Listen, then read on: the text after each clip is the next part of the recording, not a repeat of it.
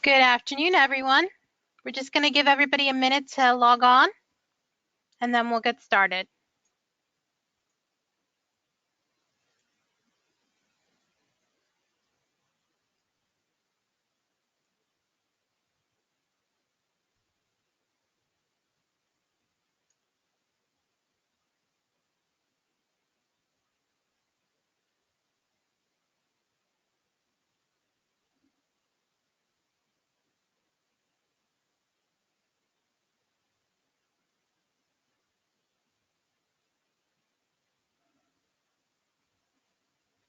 Okay, good afternoon. My name is Daisy Linares, and I will be your organizer today.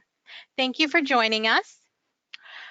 A couple of quick reminders. Please submit your questions and comments using the question panels. Questions that are not answered in today's presentations will be answered via email. There will be a survey at the conclusion of the webinar, so please take a minute to fill it out. In order to receive credit via NJCCIS, you will need to complete this survey, so there will be a link to it in the follow-up email. This is a live webinar, so there will be a recording available. It will be included in your follow-up email. Now I will pass you on to your presenter. Thank you so much, Daisy. Hi, and welcome to Communicating to Inspire Action, presented by the Grow New Jersey Kids Technical Assistance Center in the Northern Region based in Morristown. I'm Lori Hargy, and a favorite part of my job is seeing early childhood professionals bravely try new ideas. Implementing new practices requires vulnerability and the willingness to fail on the road to success. I'm humbled to see how hard everyone is working to provide the best for New Jersey's children. I'd like to thank you for joining us today. Time is our most valuable and non-renewable resource. You have given us a gift at the Grow New Jersey Kids Technical Assistance Center by sharing your time with us. We hope that you feel, by the time this webinar concludes in 1 hour, that our time together has been a gift to you.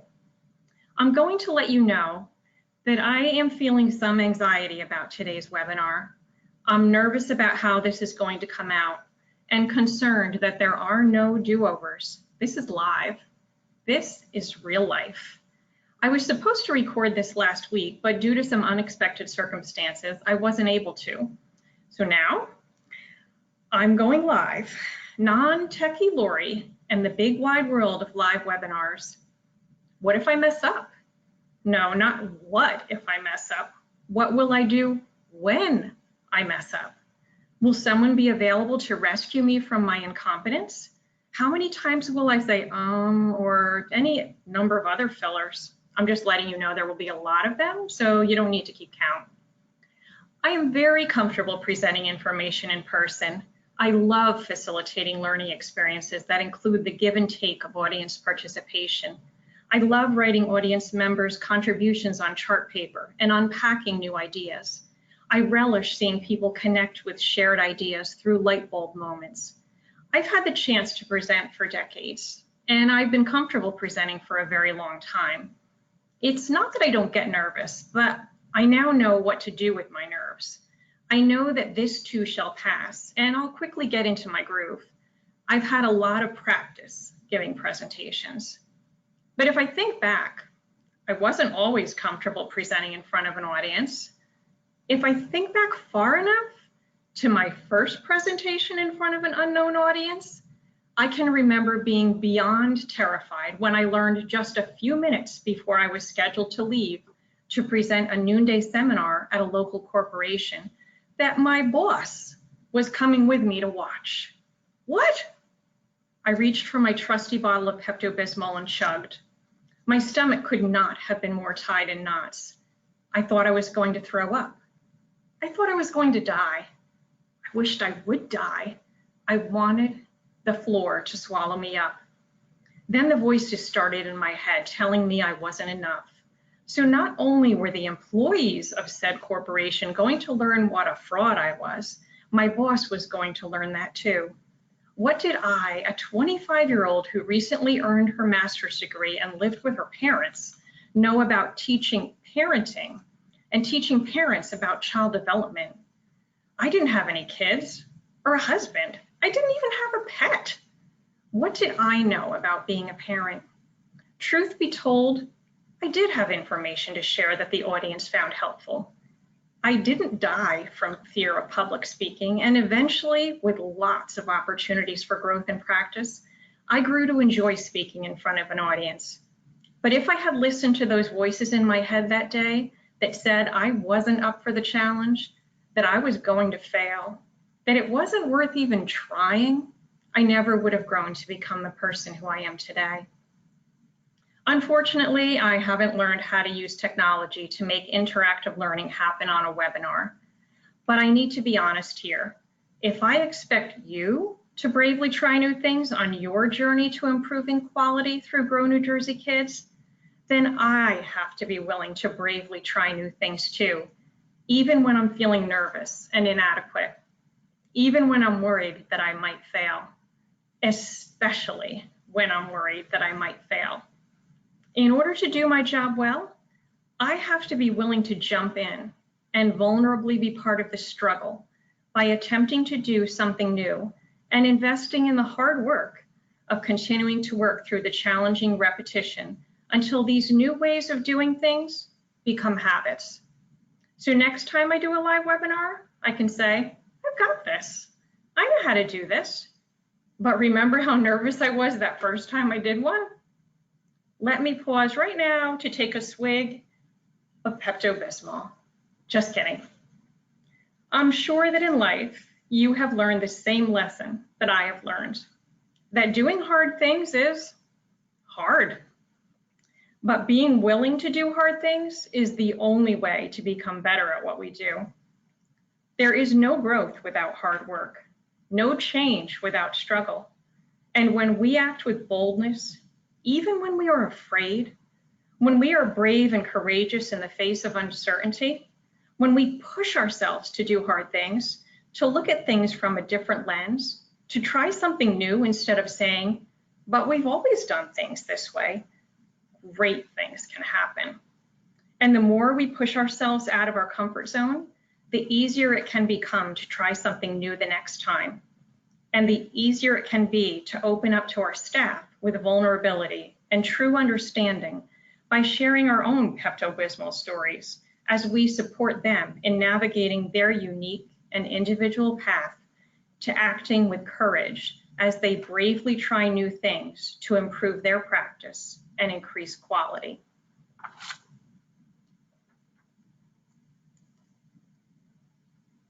But as directors, we're also responsible for leading others through change.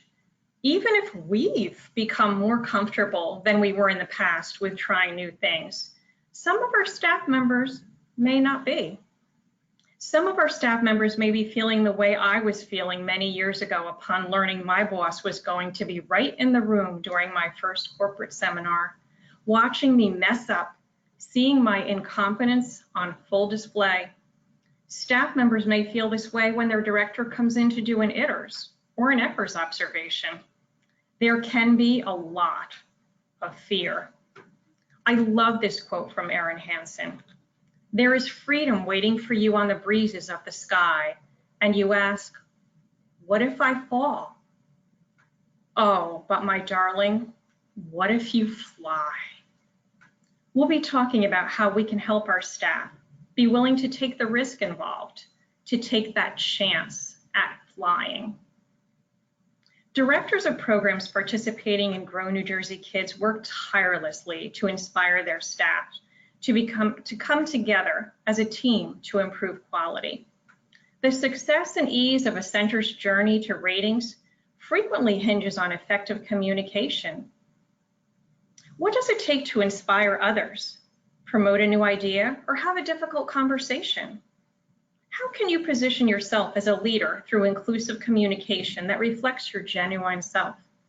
How do you know that the message you're intending to send is the one being received?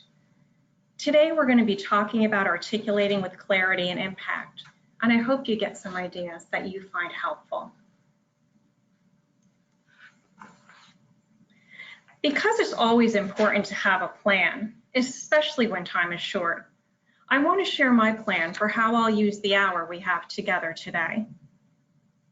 I'll start by reviewing our objectives, what I hope you will gain through your participation in today's webinar. Then I'll talk about communication, strategies for effectively sharing information, why communication can be especially challenging for many directors, and providing feedback in an authentic, wholehearted way. Our hour will come to a close with some resource sharing and the opportunity to create your personal action plan on your journey as an intentional leader.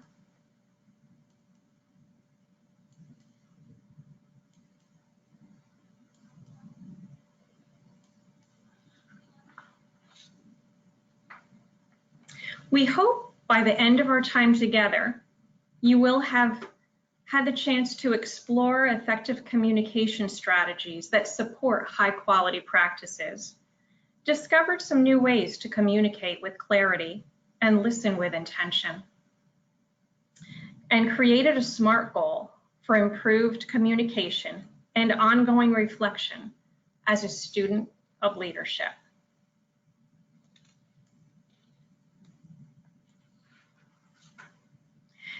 It's always a good idea to think about how you'll be able to incorporate new ideas into your practice in your program. Here are some reflective questions to help you get started. These are great to discuss with fellow directors. Grow New Jersey Kids peer learning communities are wonderful opportunities to come together with fellow directors and share ideas and struggles in a safe environment. All too often, we may struggle to effectively deliver our message, particularly with others who are different from us in some way. In a world of change, one thing remains constant: the need for leaders to articulate in clear and impactful ways. How can you inspire others to greatness? Is this something that comes easily to you, or something that requires concentrated effort? What does it take to promote a new idea? Are you happy with how staff respond to new possibilities? Are you happy with your approach? How can you have a difficult conversation with a staff member? How do you currently provide feedback to staff? How do you feel about the process? Are you comfortable with how staff receive the feedback you need to share? How do you respond to receiving feedback? It can be easy to feel both inspired and defeated when hearing new ideas. Inspired because you just learned about an exciting technique that you want to try to solve a challenge that you're facing. Defeated because you might come to the realization that you've been doing something in a very ineffective way for a long time. We're asking you to be honest and vulnerable in order to explore your own areas for reflection and growth. It's easy to get stuck in what my late father-in-law would call the woulda, shoulda, couldas. Please be kind to yourself. As Maya Angelou once said, do the best you can until you know better. Then when you know better, do better. If we remain open to being brave and curious, we can learn and try new ways of doing things. The C.S. Lewis quote is another way of saying what Maya Angelou said. You can't go back and change the beginning, but you can start where you are and change the ending.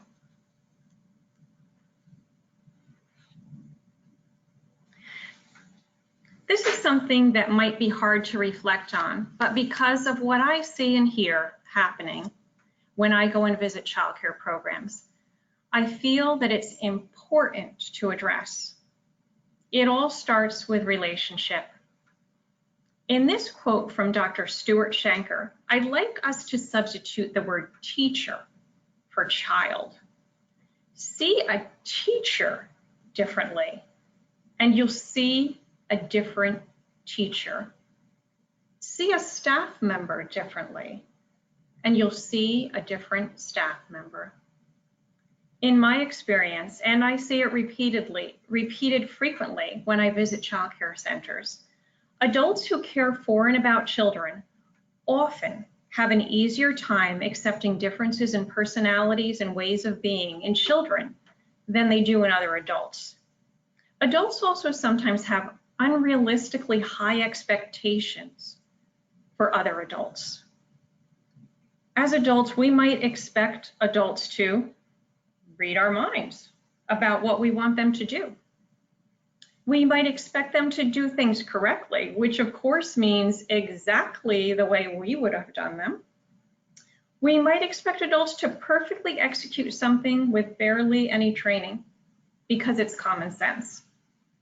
We might expect adults to change long-standing habits immediately. Let's reflect on this for just a moment. Think about, what is my lens when I am viewing the words or actions of one of my staff members? Do I assume positive intent? Do I hold the same thoughts about every staff member? Do I expect some staff members to act in the best interests of the children, but expect other staff members not to act that way? And if yes, why? Do I excuse behaviors in some staff members that I don't excuse in others? If we want to be daring leaders, it's important that we work from the assumption that people are doing the best they can. It's important to assume positive intent. It helps us to see that teacher differently and respond to that teacher differently when that teacher needs our support. Is it possible that our expectations influence the outcome? I'm sure you've heard of the self-fulfilling prophecy. If you think you can or you think you can't, you're right either way. How is your attitude impacting what is happening in your program? It's not unusual for me to visit a childcare center and see a teacher or a teacher assistant who I previously saw working at another childcare center. They are the same person, but they may seem like a different person. A teacher who feels valued and appreciated is far better positioned to do an amazing job with children. How can you show your staff that you value and appreciate them?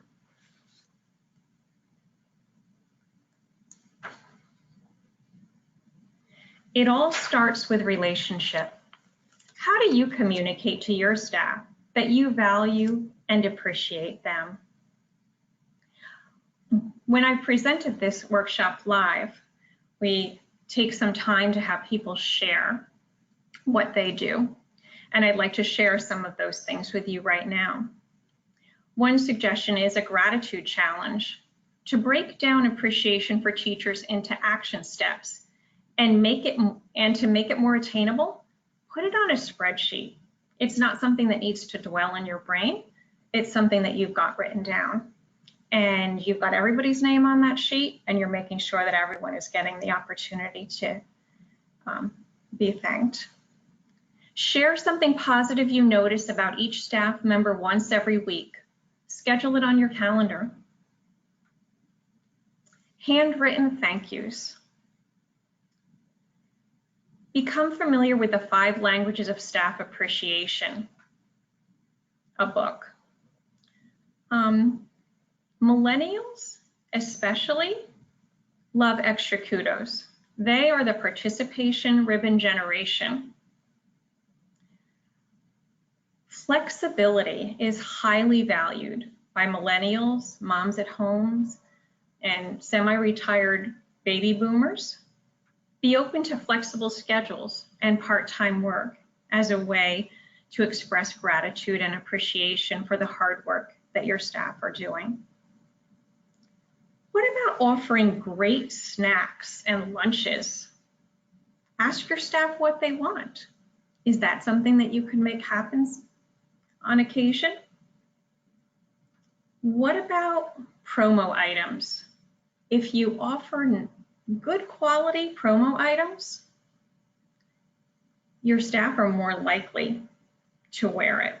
A nice soft t-shirt or fleece, a vest, an umbrella. What do your staff want? Ask them.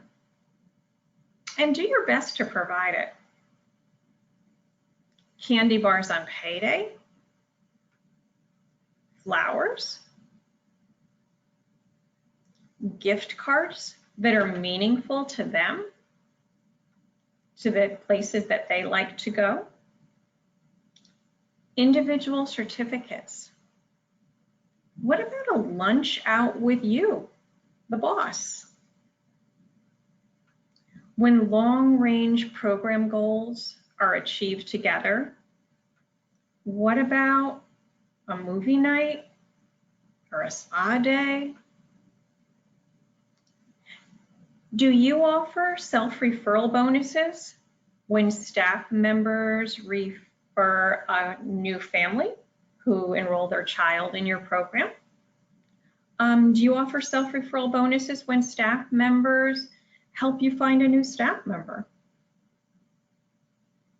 Get to know a lot about your staff. Love and appreciate them. Let them bring to work what they love, their hobbies, their interests, their passion. Does someone on staff want to be the master gardener of your center and share their love of horticulture with the children to beautify your front flower beds? What are your employees' goals? What is their purpose and their passion? Appreciate their uniqueness and their need for work-life balance. Do you offer time off or time for planning? For a serious teacher, duty-free time for planning is worth its weight in gold. Encourage your staff's career growth by helping them develop the confidence to take the next step. Grow New Jersey Kids has some standards that help to communicate to your staff that you value and appreciate them. Standard 5.3.9 says that based on the career lattice, there is a system to support staff career development. Do your staff understand how they can advance and feel supported in taking those steps, even when they might need extra encouragement to try because they don't have confidence in themselves? What about standard 5.4.4? Teacher turnover is documented and tracked. Effective communication helps to decrease staff turnover. Staff like to know what is expected of them, where they stand, and what the big picture is. Becoming a better communicator can help you decrease staff turnover. Grow New Jersey Kids Standard 5.5.4. Programs have incentive processes that reward educators that achieve the next step on the New Jersey Registry career lattice. What is the pot of gold at the end of the rainbow? Staff work hard and make many sacrifices in order to become better at what they do. Are there rewards for those efforts? Are those rewards clearly spelled out? Do you celebrate your staff when they reach milestones, when they have anniversaries of employment at your center, or when they earn their CDA or complete a class at the college? What kind of things do you do to show gratitude and appreciation for the hard work of your staff?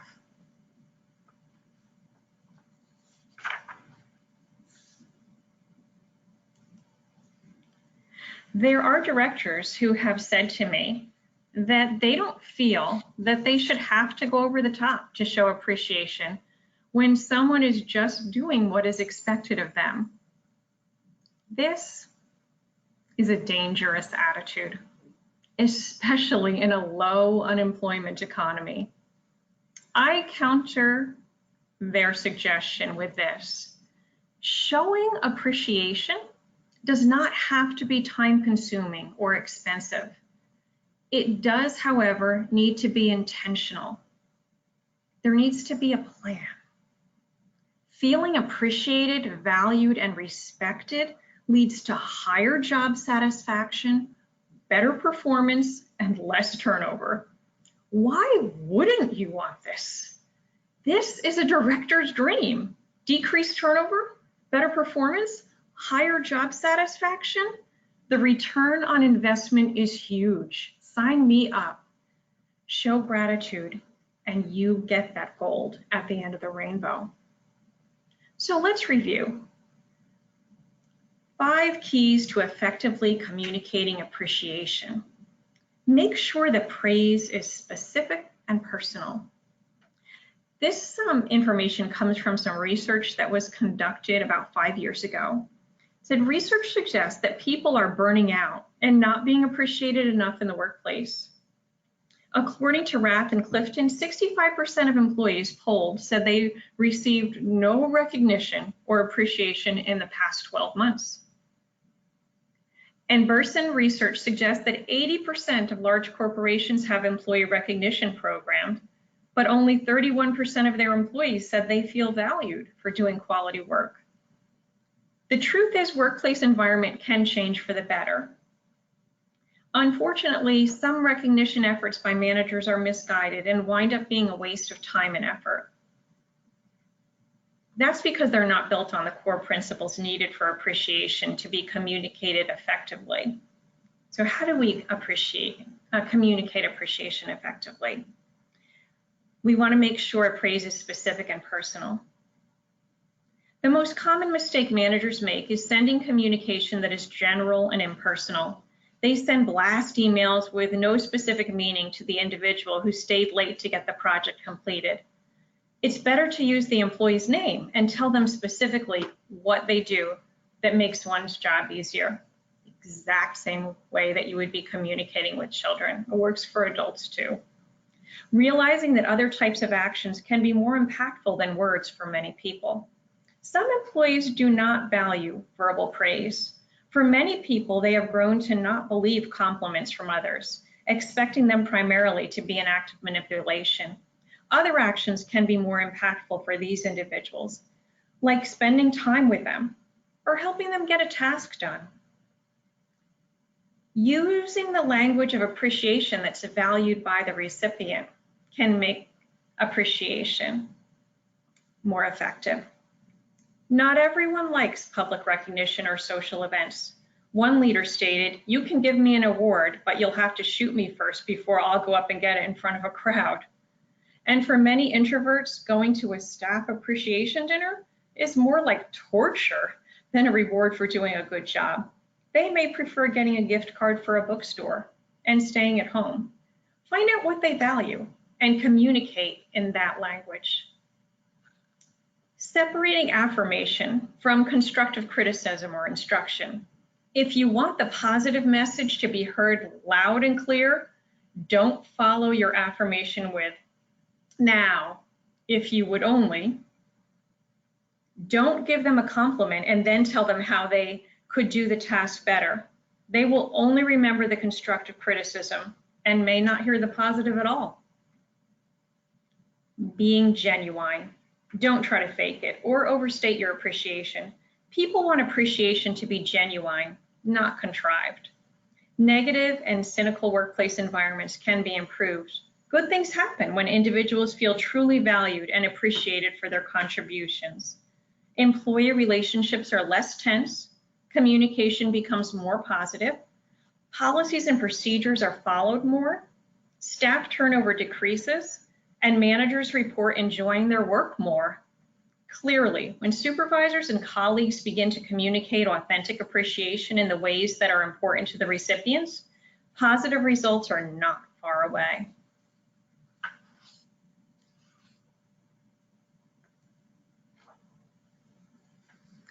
Okay, so you're rocking the relationship. If your staff feel appreciated, valued, and respected, they're far more likely to be engaged and focused in trying to do their best work for you. Working in the field of early childhood education isn't easy. There are lots of important things that need to be conveyed. There are policies and procedures, scheduling, information about students and families, job requirements, training opportunities and requirements, staff performance. How do you share important information with staff? The Office of Licensing has requirements, and so does Grow New Jersey Kids. Do you have an organized, systematic way to share information and document that you shared information with staff members? If not, work to create this with your Grow New Jersey Kids technical assistance specialist. Because technical assistants visit multiple programs and work in collaborative teams, your TA is a wonderful resource. Frequently, TAs can offer sample policies, procedures, and strategies that have worked for other programs. There's no need to reinvent the wheel.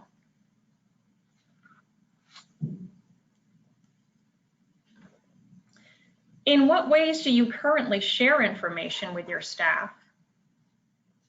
Do you use verbal, memos, emails, a private Facebook group? Do you text?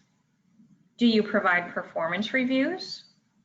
Do you have team meetings, group meetings, full staff meetings, online Zoom meetings? Grow New Jersey Kids Standard 5.3.7 states that at least 3 types of internal communication exist to inform staff of program activities, policies, etc. Are you sharing information in the most effective and efficient way for the information that needs to be shared? Should the information be in writing? Do staff need to sign off on it? Is showing more effective than telling in this case? How can you be sure that staff understand the information? How can you be sure staff are applying the information? If it's a critically important piece of information that requires ongoing action, zipping into the classroom while the teacher is actively engaged with the children to verbally share the news might not be the way to ensure that the information is applied.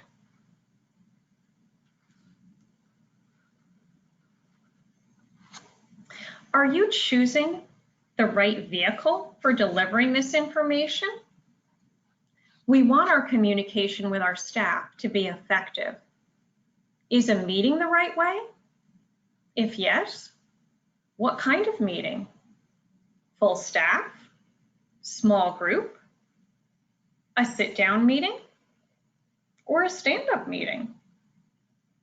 Stand-up meetings are always short. Do you want your meetings to be collaborative and productive, like the photo on the left?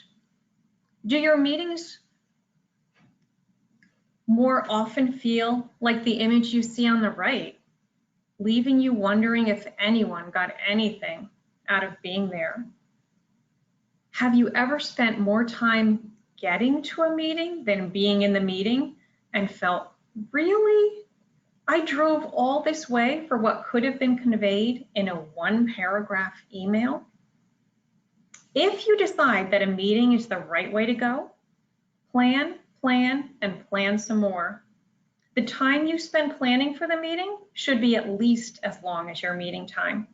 Some suggest that planning time should be 2 to 3 times as long as your meeting time. How long should the meeting be?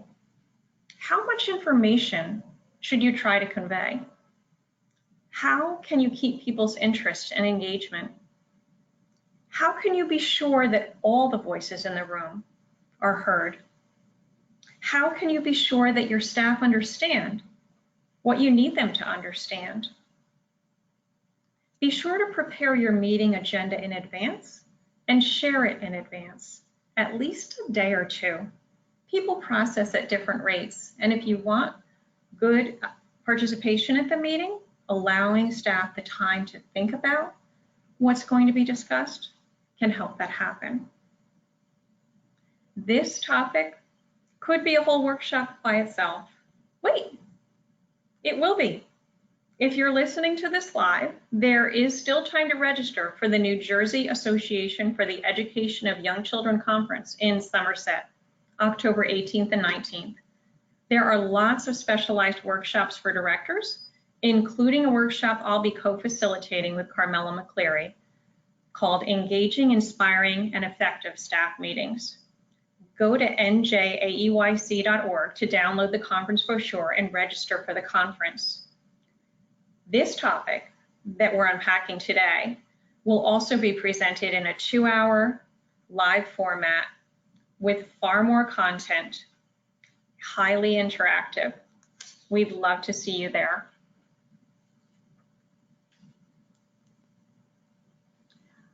Attention span less than a goldfish.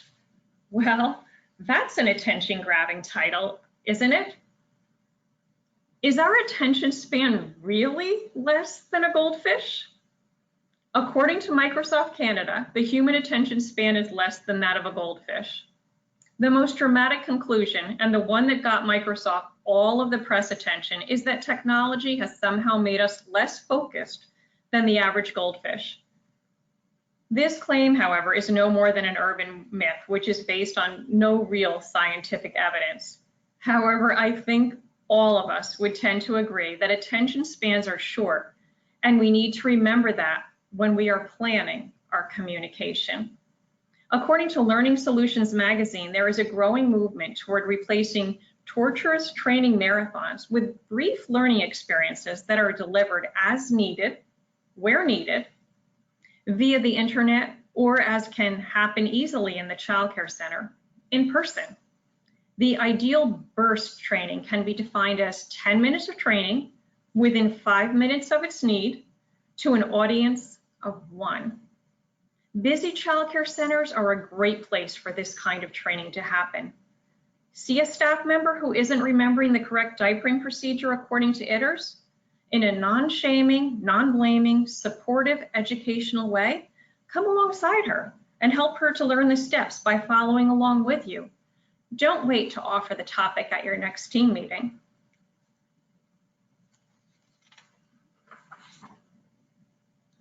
A frequent concern we hear from directors is that their staff don't do what is asked of them. They tell them the correct diapering procedure, and they don't follow it. They give them the employee handbook, which outlines their expectations in writing, and they don't follow it. The directors are communicating, but the staff aren't following through. What can a director do? Back in your office after a successful staff training that you conducted, a dreadful thing is happening inside the brains of your staff. The neural networks that your training inspired are beginning to dissolve. And as a result, your employees are quietly forgetting almost everything you presented. How bad is the problem? How much do people forget? Research on the forgetting curve, which you can see on the slide, shows that within 1 hour, people have forgotten an average of 50% of the information you presented. Within 24 hours, they have forgotten an average of 70% of new information. And within a week, forgetting claims an average of 90% of it. Some people remember more or less, but no matter how much you invest into training and development, nearly everything you teach to your employees will be forgotten. Your time spent can feel like pumping gas into a car that has a hole in the tank. All of your hard work simply drains away. And it gets worse. Given that our employees forget most of what they learn, we should have no hope that our training will transfer back to the workplace. After all, memory is a necessary condition for behavior change. And if your employees have forgotten the lessons you've taught them, there's no reason to expect them to become more effective back in the workplace. Although the brain will inevitably purge most of what it learns, it does retain some information. And contemporary neuroscience has discovered the signals that teach your brain which signals to remember and which information to purge and which information to retain. Dr. Roediger's research at Washington University in St. Louis shows that when you force a learner to recall information in the hours and days after training, then they are much, much more likely to retain that information in the long run.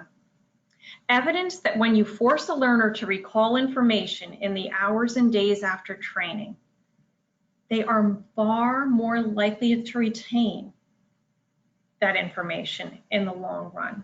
It's a use it or lose it proposition. Your brain wants to retain information that is useful to you and purge information that is not. And so if you happen to call that information into your mind in the hours and days after training, your brain tags that information as important and is more likely to retain it. If you use it, you won't lose it. If you provide your learners with booster events in the hours and days after training, you can reshape their forgetting curve. It causes the learner to recall the information, which will reset the learner's forgetting curve. Furthermore, strategically providing a series of these booster events will reset the forgetting curve each time and will maximize long-term retrieval. An important note here is that these booster events improve retention for the entire learning experience, and not just for the particular topics in the quiz question. This halo effect means that just a few booster experiences can enhance the retention of the entire training session. If your goal is to produce long-term retention, and if your goal is to produce behavior change, then what you do after training is more important than what you do during training. If you do nothing, people will forget most of your training.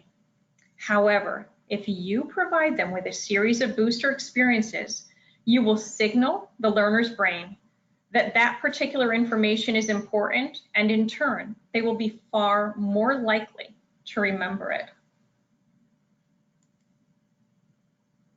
I love this quote shared by Renee Brown in her book, Dare to Lead. Knowledge is only rumor until it lives in the bones, from the Asaro tribe, Papua New Guinea. How can you help knowledge live in the bones of your staff? How can you help them to successfully remember what they've learned about best practices so they can successfully implement best practices? The key to successful boostering is to provide your learners with repeated opportunities to think about their new information and the days and weeks after you've provided them with some training. The simple act of recalling information signals the brain that the particular information is important and that it ought to be retained. You can deliver boosters personally.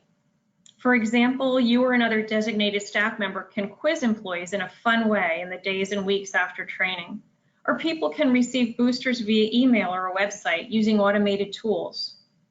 It's recommended that you send boosters out in 3 phases. You can keep this in mind by remembering 2 + 2 + 2. Send out boosters after 2 days, 2 weeks, and 2 months. In the first phase, you want boosters that induce deeper processing. 2 days after your training, let's say your employees attended a seminar on Monday, you should send your first set of boosters starting on Wednesday. Recognition boosters. You just want to get people to try to recognize the right answer from a list of options. So a simple multiple choice. You can send them one multiple choice question with the correct answer to the question not immediately obvious.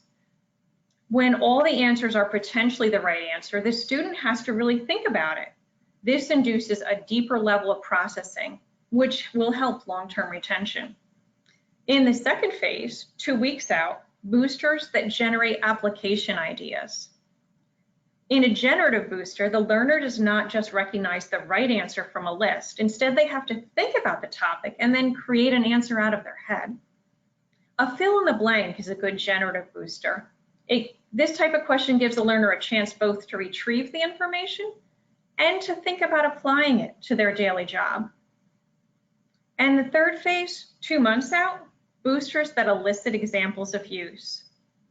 Integrative boosters. It prompts the learner to retrieve the information, but this question specifically asks them to provide concrete examples of how they have made use of the information in their job. This feedback can facilitate transfer of learning. For most pieces of information, just send 2 or 3 boosters, little 5-second boosters for each of the 3 phases. They don't need to reteach material. The secret is simply to provide a retrieval opportunity.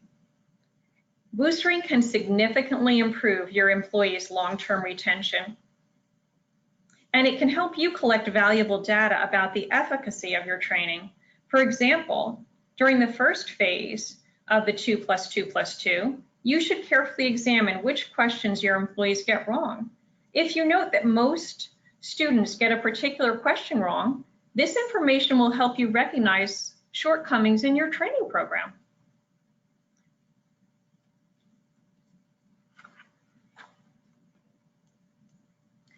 I think boostering is a really neat idea, and I provided links to you on the final resource page so you can read some more about it. What are some things that can make communication hard for directors? Most directors are female, and many females, especially females in the helping professions like early childhood education, are conflict avoidant. Many leaders came up through the ranks. Supervising people who were formerly your colleagues can be difficult. Most directors were first early childhood teachers. The skills to be a great teacher and a great director definitely have some overlap, but there are many differences as well. Opportunities to learn how to be a great director can be hard to access. Administrators are so busy with the day-to-day that they can't always focus on the long range. And stress is an ever-present reality in the lives of most directors. What's a director to do? It's important to be aware of how these challenges might impact you. Recognize that becoming more proficient and skilled at what you do takes time, but can save time in the long run as you work smarter, not harder, and achieve a better work-life balance. Purpose to become a student of leadership. There are many amazing opportunities available that we will be further discussing at the end of this webinar. But no matter how hard communicating might be, and as much as we might want to avoid it, in the long run, avoiding communication is harmful, not helpful to your staff, your program, and you.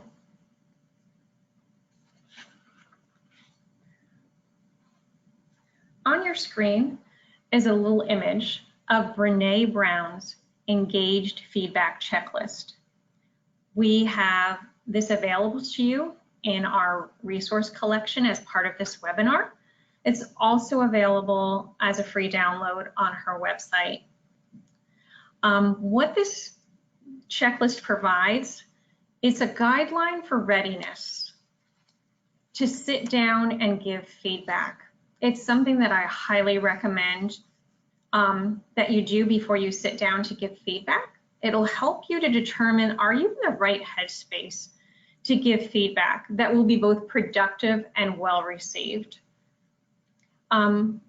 It helps you to figure that out. How do your staff respond to receiving feedback from you? And why do you think they respond this way? This checklist can be extremely valuable. I was busily preparing for this, and I decided that letting you hear Brene Brown, my professional hero, speak in her own words about how to use the engaged feedback checklist would be a great opportunity for you. So we're going to attempt to use technology so that you can hear Dr. Brene Brown talk about providing feedback.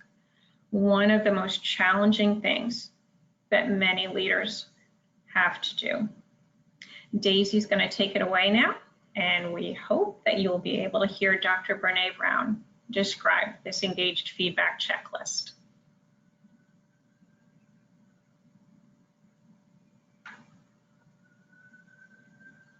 The biggest challenges we face, especially at work, is staying aligned with our values when giving and receiving feedback. I put together the engaged feedback checklist for Daring Greatly, which is worth revisiting here. I wrote it based on the research we did for that book, and I'm happy to report that it stands the test of the new leadership data as well. This is a guideline for readiness. Are you in the right headspace to sit down and give someone feedback?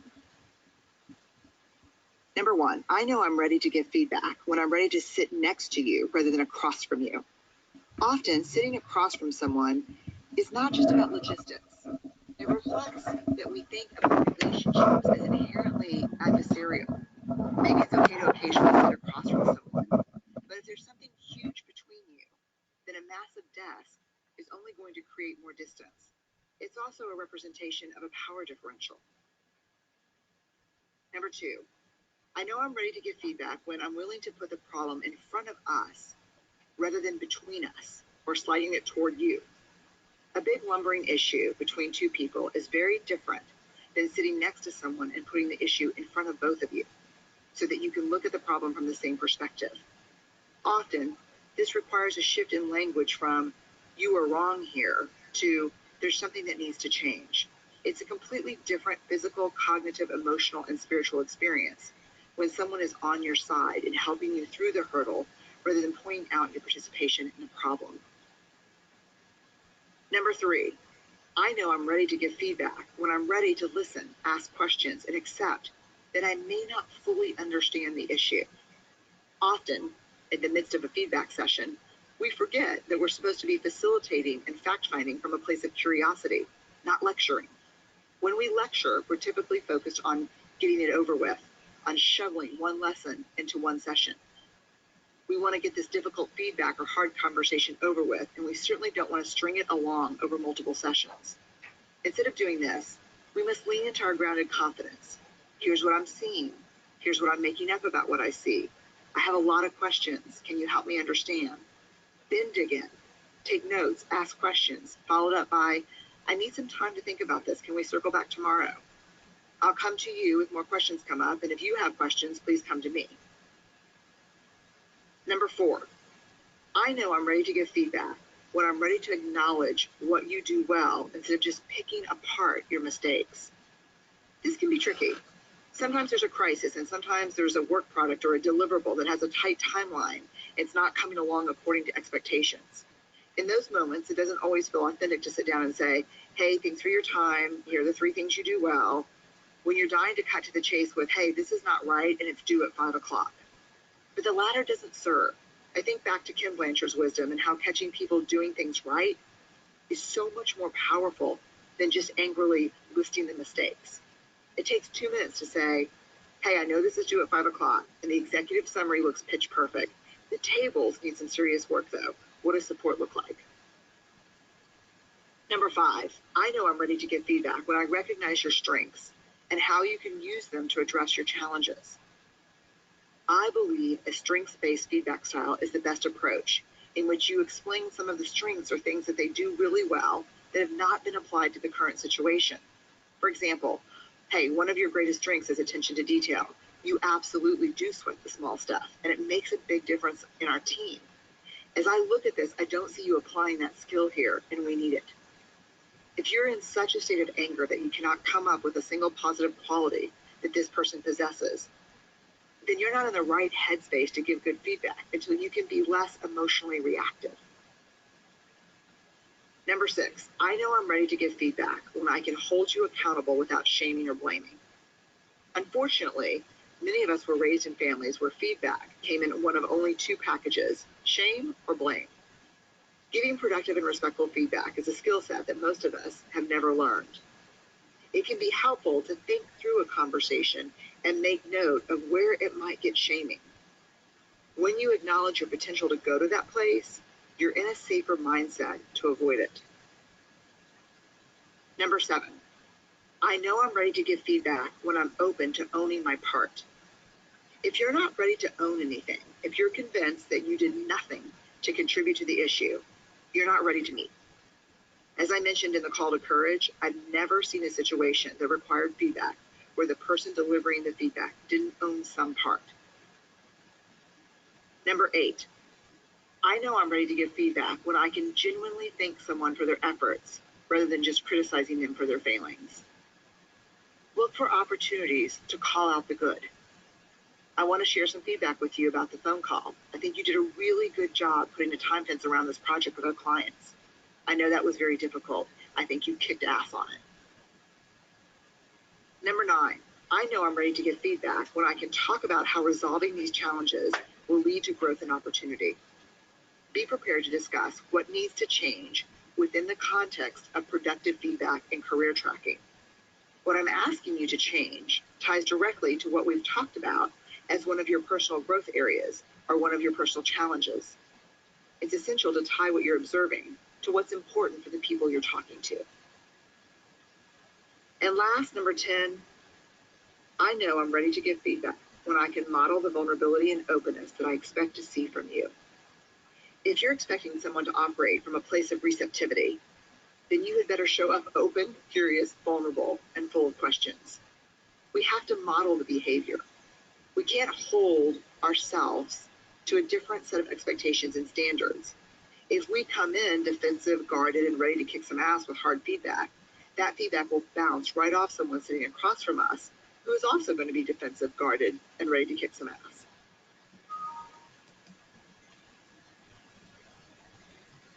I just love Renee Brown.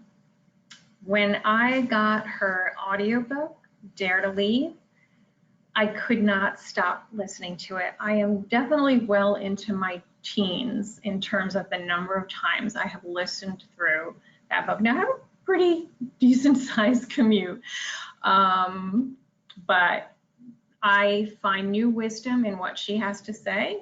Every single time I listen, I have recommended it to so many people.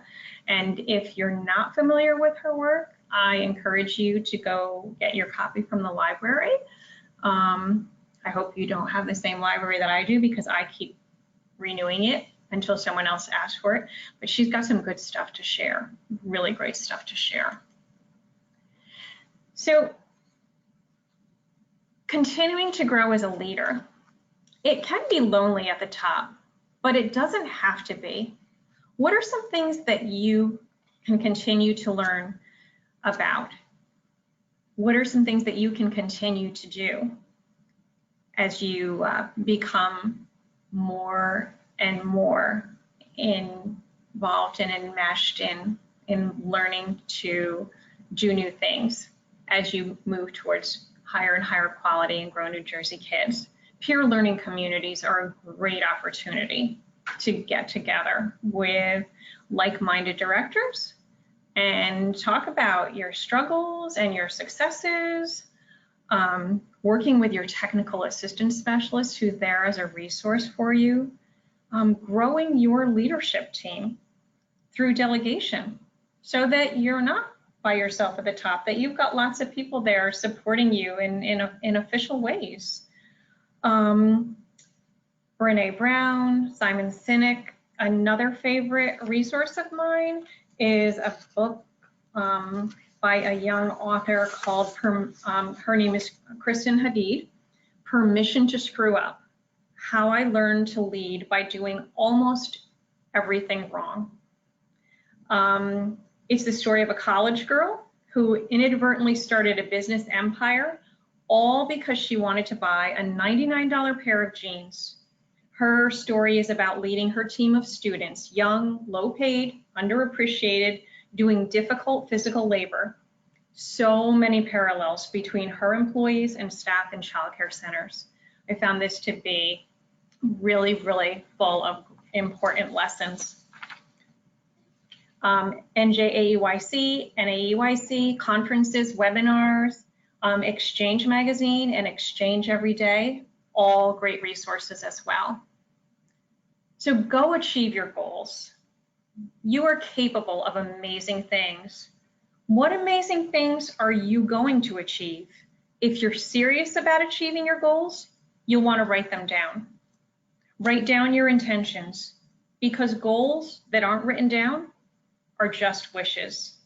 Statistics show people who write down their goals have over an 80% higher success rate of achieving them.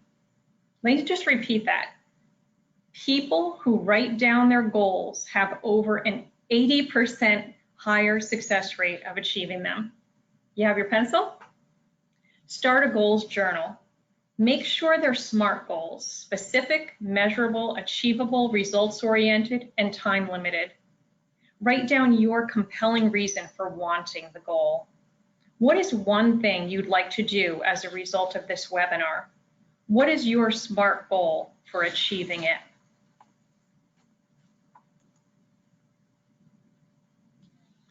Today, we explored some effective communication strategies. We discovered some new ways to communicate, and you began to think about creating your SMART goal. Strong communication skills prevent many problems. Modeling effective communication skills can help your staff become better communicators with families and coworkers. Practicing these skills is the best way to help them become habits. We touched the tip of the iceberg, and we provided you with resources to continue your journey. Make an action plan. Create a SMART goal to accomplish one thing to improve the communication in your center, and one thing to continue in your journey of growing as a reflective student of leadership. This is a quote that figures prominently in Brene Brown's work. It's not the critic who counts, not the man who points out how the strong man stumbles or where the doer of deeds could have done better. The credit belongs to the man who is actually in the arena, whose face is marred by dust and sweat and blood, who strives valiantly, who at best knows the triumph of high achievement, and who at the worst, if he fails, at least fails while daring greatly. At the Grow New Jersey Kids Technical Assistance Center, we are thrilled and humbled that you have chosen to take this journey that Theodore Roosevelt, in his quote, calls daring greatly. We are thrilled and humbled that you have chosen to take this journey of daring greatly, of reflectively looking at your practice and committing to improvement. This requires vulnerability. This requires hard work. This requires getting down and dirty. This requires daring greatly. Thank you for allowing us to take this journey with you. We greatly appreciate the trust that you have placed in us. And here are some resources to explore, some things that we consulted while we were developing this webinar for you. Thank you so very much for joining us today. We greatly appreciate the time that you have chosen to spend with us.